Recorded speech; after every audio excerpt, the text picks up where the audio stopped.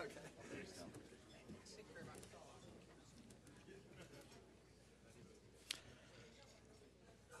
I am not Donald Harman Akenson. I don't look anything like Don Akenson, and I'm not nearly as smart as he is or as industrious. My name is Peter Milroy, and I'm the director of UBC Press here in Vancouver. As you know, Don is not able to be with us this morning because of air travel problems in Ontario, and he has asked me to read a prepared statement. Dear friends, I can't tell you how sorry I am not to be able to be with you. I suppose lousy weather is part of being Canadian, but sometimes it seems a bit harsh. I was going to say something about it rains on the just and unjust alike, but anyone who quotes the Bible in a public moment is apt to be accused with a Republican presidential candidate.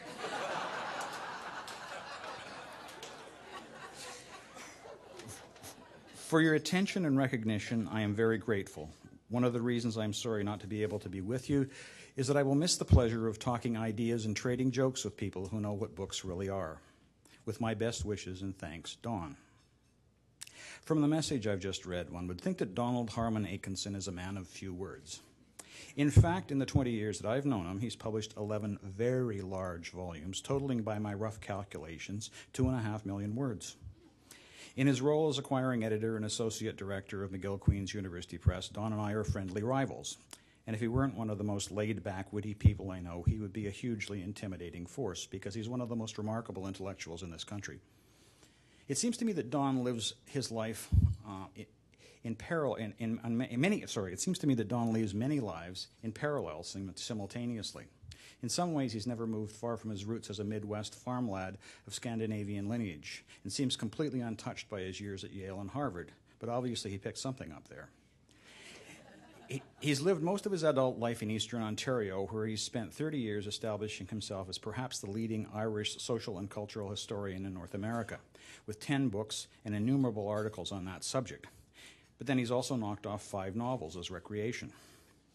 About 10 years ago, Don turned his intense scholarly gaze in a completely different direction and pursued a furious feat of immersion in a totally different sphere, researching and writing 2 prize-winning books, Surpassing Wonder and Saint Saul, that have challenged some of the most fundamental elements of Old and New Testament and Talmudic interpretation and put him on a collision path with the theological orthodoxies of Christian and Jewish scholarship. But then, just as the historians of Ireland began to think that this dervish had left the field to them, he returned with a vengeance to produce a mammoth 2-volume history of the Irish diaspora that has been published in half a dozen languages and translated into several others. Don has appointments in Irish Studies and History at Queen's, but he's also the Beamish Research Professor of Irish Studies at the University of Liverpool, a post I believe he finds all the more enjoyable because the endowment that funds it was amassed in the production of Ireland's second most famous brand of stout. Until 8 years ago, the post that transformed him from a rural commuter, that post at Liverpool transformed him from a rural commuter in Eastern Ontario into a transatlantic one. He rose every morning to tend to talk a flock of sheep that often numbered 60 or more. No mean feat in the cruel limestone country in Frontenac County north of Gananoque, where he lives. He has in fact been known to forget to take his tractor hat off when attending meetings of the Queen's Senate. And every weekday morning when he's at home, Don drives his pickup into Kingston, where he spends a few hours at his desk at the Queen's office of McGill Queen's University Press, carefully reading and commenting on manuscripts by senior and junior scholars in a range of fields. He's an extraordinarily important mentor. Having measured the Irish, the Jews, and the Christians, Don has turned his formidable talents to the study of Mormons and genealogy, and resulting in some family, which would have brought him to Vancouver today had the gentle Ontario breezes not closed down the airport in Kingston yesterday, making it impossible for him to get out.